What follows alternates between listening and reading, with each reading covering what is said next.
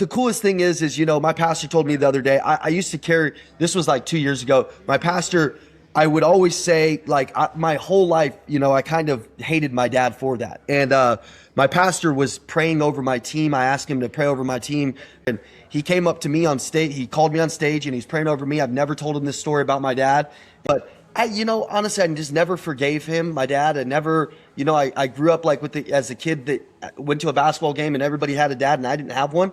Yeah. And it was always like a wound for me. And he's praying over me and he's like praying over forgiveness. And man, I got so emotional. I called my dad for the first time in like 20 years. And, I got on the phone with him and my heart for the first time, he said, "You're like a slingshot. If you would actually forgive and move forward, you've done so many good things, but you got to forgive." And I did that. And I'm telling you, my life changed in that instance when I did forgive, because the things that we sometimes go through in the past, like if I didn't have that type of upbringing, I wouldn't be who I am today. I wouldn't be the dad Right. that I am today. But I never really thought about it like that till my pastor told me that.